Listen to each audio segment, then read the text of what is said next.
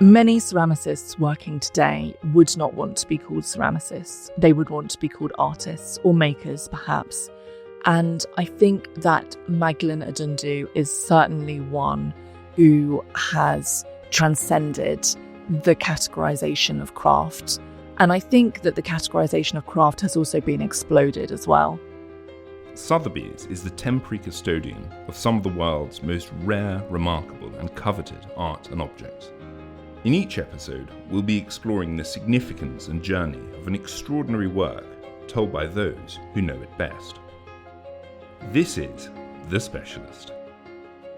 On today's episode, the trailblazing impact of Dame Magdalene Odundo, a Kenyan-born British potter who redefined the field of contemporary ceramics.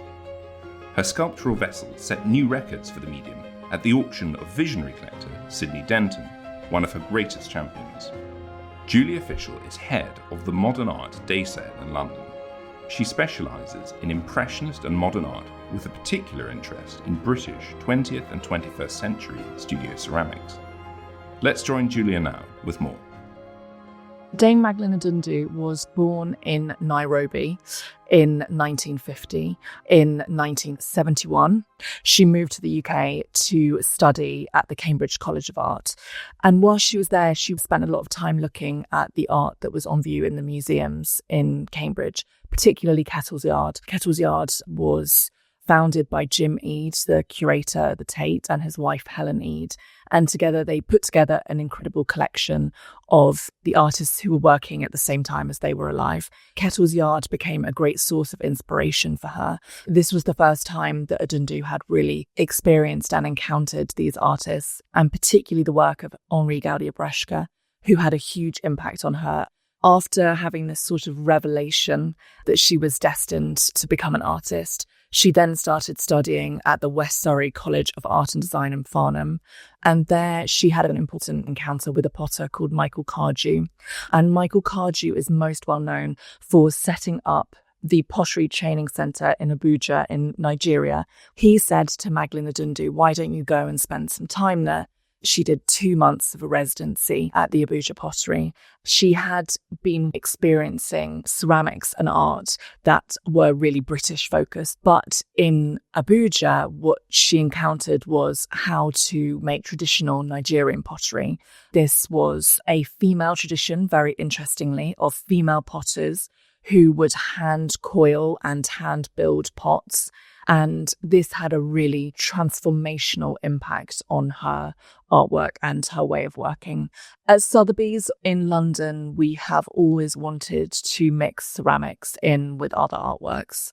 And the way that we present ceramics, British studio ceramics, is always amongst other fine art sales. Sotheby's was the first auction house to put Magdalene Odundo's work into an auction context that was not design. So we decided that we were going to put her very early on in the summer of 2021. We offered one of her works in the Modern and Contemporary Evening Marquee Auction in London. So this is the biggest platform that we can give any artist, regardless of what medium they're working in. And I think that in that way, we were really able as well to start breaking down the boundaries of how ceramics are viewed. And it was absolutely also a transformational moment for her market. We easily outstripped her previous auction record, but also some of the auction records for any British ceramicist of the 20th or 21st century. And it was a really proud moment for me because I had fought for her work to go into this context, and I truly believed in it. Untitled Ceramic is an absolutely quintessential but also best of the best Magdalene Odundo. Nearly 1/2 metre in height, it's made of burnished and carbonised terracotta, this bulbous, beautiful, almost heart-shaped body. And then atop of it, there is this long swan-like neck that expands into a very beautiful, wide, flaring rimmed lip. The whole is enlivened with these big handles, and along the neck are these beautiful spikes that sort of give an edge to the curves and the feminine sensual beauty of the pot, the works have a slip that's made of the same clay. And then she uses stones and tools to rub the surface to make this sort of glistening, shimmering, effervescent surface. Some people have likened it to clouds moving across the surface of the clay. Others have called it interlocking land masses. And of course, it's in the round, so you want to be able to walk around it and see how the surface changes and how it varies as you move around the work. The universality of ceramics is one of the reasons why I'm passionate about it. As long as there has been evidence of human existence, there has been clay. And I find that when I go to a museum and I look at fragments or indeed intact pieces of clay, vessels or water carriers or whatever it may be, I am drawn back to the way that humans lived thousands, even tens of thousands of years ago. And I think that anyone who encounters Magdalene Odundo's work, be they from any country or from 10,000 years ago, would immediately recognize what it is. She talks about how when she makes the works, it's like a dance, and that the works themselves are like dancers. And there is this feeling of poise in her works. They do feel like they're teetering on the precipice of movement.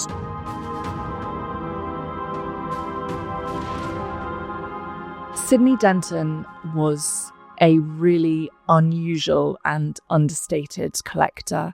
He left school very young in the 1970s.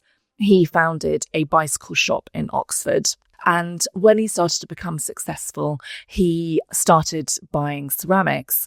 He was a great early supporter and early friend of Magdalene Odundo, and these works were acquired directly from her. He was incredibly passionate about what he bought. It was an obsession for him, but he also wasn't buying with a huge budget. He wasn't really thinking about the monetary value, particularly of what he was buying.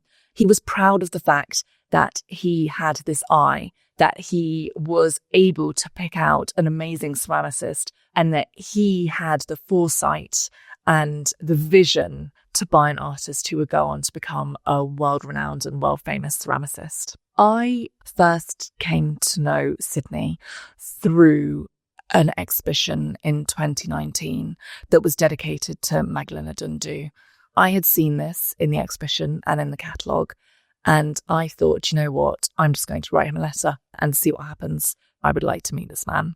And lo and behold, a few weeks later, I got a letter back saying, please, we'd be delighted if you came to visit us. Sydney was elderly at the time already, but absolutely full of joie de vivre, a complete and utter character. And I came in through the hall, through the kitchen, and my jaw dropped because out the back of the unassuming terraced house was an extension, and in the extension, floor to ceiling, was ceramics. It was the start of a really wonderful few months of getting to know Sydney and his collection.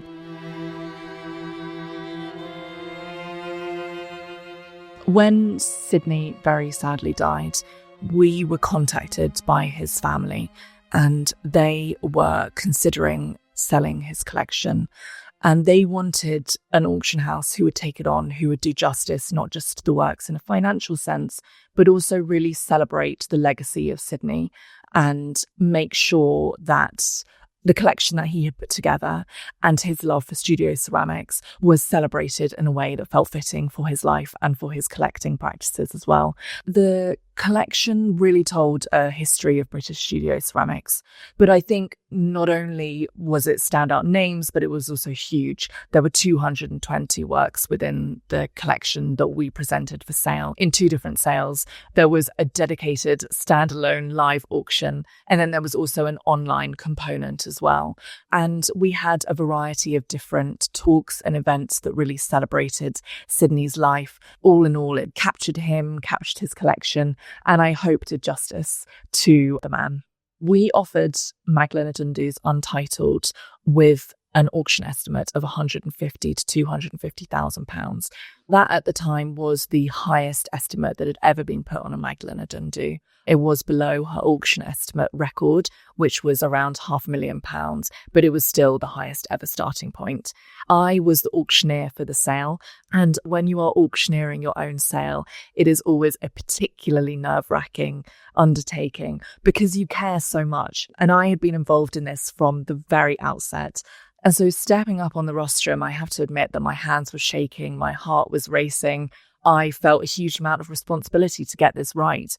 But equally, I had belief that this was undoubtedly the best Magdalene Odundo to ever come to the auction. And it had this impeccable provenance. It had been with Sydney Denton for 40 years plus. It was the best of the best in terms of provenance, in terms of stature, in terms of surface. It really was the best. We had a huge amount of interest. And I knew that when I was standing up, there were going to be 10 telephone bidders on the first, which is a huge number and very exciting. This was the 6th lot in the sale. I started the bidding and we raced up very, very quickly to £300,000. And we had 3 very determined bidders, and then we had 2 very determined bidders. And the bidding was jumping around all over the place, all these different increments. And then finally the hammer came down and we sold the work for £723,000, which was the artist's auction world record by some distance.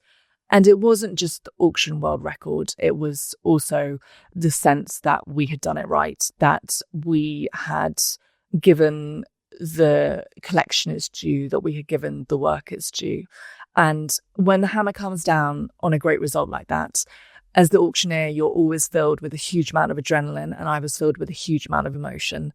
And then immediately we had the next Magdalene Odundo, which also sold for nearly £500,000 and is the 3rd highest price for an Odundo at auction as well. Dame Magdalene Odundo has been a ceramicist who has been able to transcend the boundaries of traditional ceramics. And I think that the momentum for studio ceramics is still building. This is not the end. This is very much the middle of the story for her. I also really felt that with the Denton family. They knew that with us, they were in safe hands, and that our passion and our love and our knowledge would deliver results for them, and that we would be able to tell the story of Sydney, that we would be able to tell the story of the different ceramicists within the collection, and that we would be able to deliver incredible, memorable, market-changing, price-setting auction moments. So it was an extremely exciting moment and one that I will never forget. Thank you for joining us on The Specialist. This has been brought to you by Sotheby's Financial Services. SFS offers asset-based loans to unlock the value of your fine art, automobiles and other luxury collectibles. To step further into the world of Sotheby's, visit any one of our galleries, which are open to the public. Go to sotheby's.com to find out more.